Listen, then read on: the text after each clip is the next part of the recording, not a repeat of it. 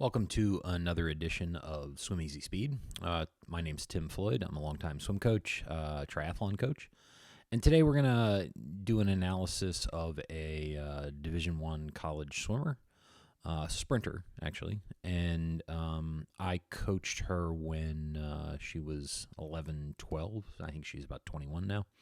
So she's going into her junior year of college. And we're just going to go over. She came in the endless pool. We did a little work together. We took a look at her stroke and kind of picked out some areas where we could make some improvements, give her a little bit better feel for the water. And so here we go. We'll just dive right in.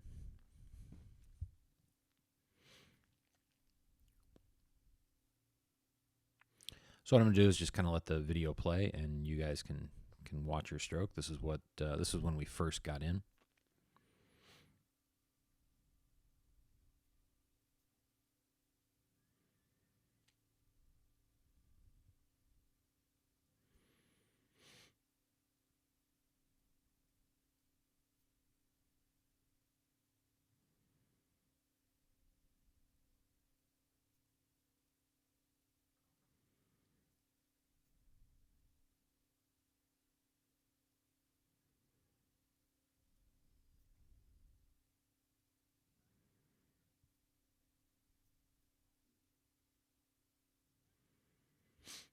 So what we'll do is we'll kind of back it up, and I'll just go through some of the initial things that I saw and where I thought we probably needed to work, or at least focus on just for this session.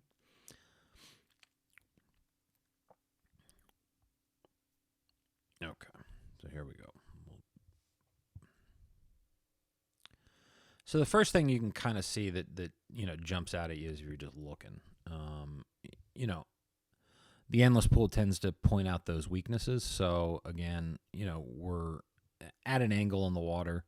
Her feet are definitely a lot lower than her shoulders and hips. So that's not uncommon to see. You really have to, number one, get used to the endless pool a little bit and the way the current runs over you. That'll have a tendency to push that back end down. But also, if your core is really not that engaged or as engaged as it should be, then it'll push that back end down. But the one thing that you can see is, so we'll look at a right arm recovery. So here's the right arm recovery. You can see how it's a nice high kind of recovery. She gets good extension out into the water. And then on the left, it kind of comes around. You can see right there how basically the hand enters just before the elbow. It almost looks like she's kind of leading with the elbow. And then she rotates a lot onto the one side, but that there's not a terrible amount of really great connection.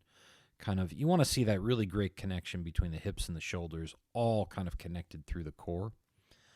And while there's some, it's just she's not providing as much stability as she really needs if you're going to generate a lot of power as a sprinter in the water to transfer all of that energy directly forward. So, then when we go underwater, you can start to see, she does a good job at,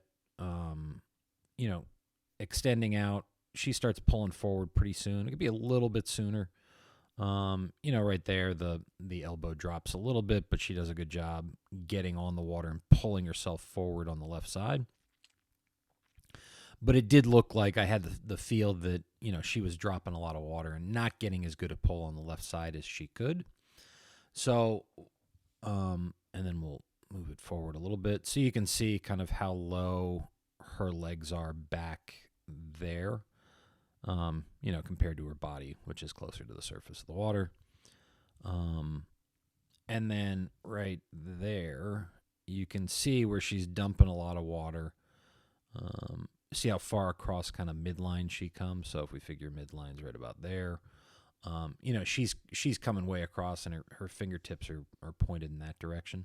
Typically, if you want a good indicator of where midline is, if you always keep your fingertips pointed straight down to the bottom of the pool when you're pulling through, then if you cross midline, you'll pretty much know because your wrist really doesn't bend that direction.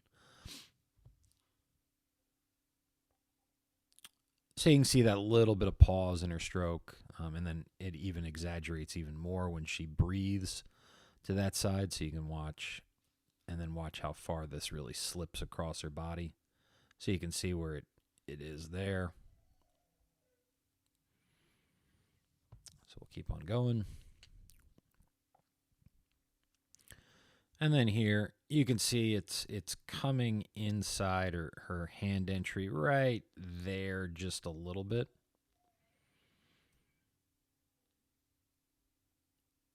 There you go. So you can see how she's kind of crossing over. Breath might be a little bit late, but we didn't have time to work on all that. So we just kind of focused on a couple things. So the first thing was trying to get a little bit more balance to the stroke. So it looked like her left side was weak a little bit. So what we did was we just did a one-arm drill with a mitt on. So I really tried to diminish the amount of water she could grab on that side. So she was going to have to work that much harder and get more musculature to engage, that there was no other choice but to do that. And really get her focused on that one side. So you can see already, you know, the rotation is good. You know, she's starting to kind of engage stuff more and more. You can see how the hand is already starting to enter a little bit better on that side. And so we went through a couple rounds of this where she rotated through the stroke as if she was swimming on both sides, but it was just the one side that was swimming. And then here was kind of the application. So you can see that, you know, the left side's engaging just a little bit more. You know, the hand is entering a little bit earlier now than the elbow. Not a ton, but a little bit better.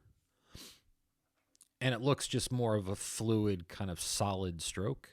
And then you can see underwater that, you know, she's still grabbing the water pretty well. And her, you know, her hips have come up and her feet have come up a little bit.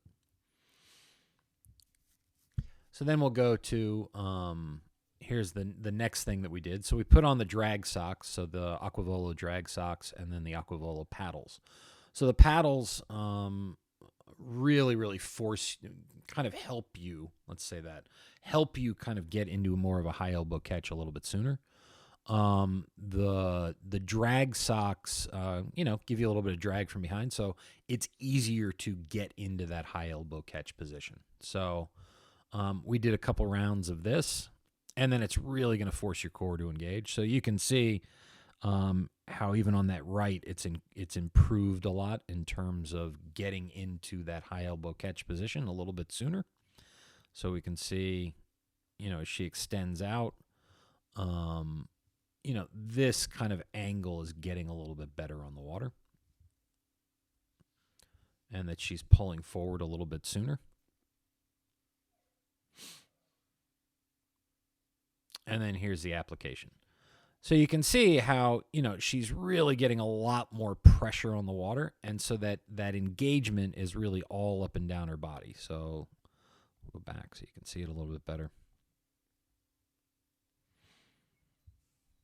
So that engagement is all up and down the body, and there's not a lot of movement now as you look, you know, down her midline. So right here, so right down there, that's all moving really, really straight now. So there's not a ton of movement going that way. And then you can see how she's grabbing the water a little bit sooner, getting a little bit more pull on her right side, or on her left side. And that's ultimately what we're trying to do. And you can see how her hips have come up on the water, and it's starting to look a little bit better. So here it is from the front. And then she's not, you know, the turn to the right to breathe isn't as exaggerated, doesn't pull that left hand across her body. So I hope you guys enjoyed this. And, oh, by the way, she's like a 23 high, 24 low, kind of 50 sprinter, 50 free yards. I hope you guys enjoyed the analysis for today. And if you have any comments, please leave them down below. Also like and share. I'm always happy to answer any questions you might have. So thanks again for tuning in.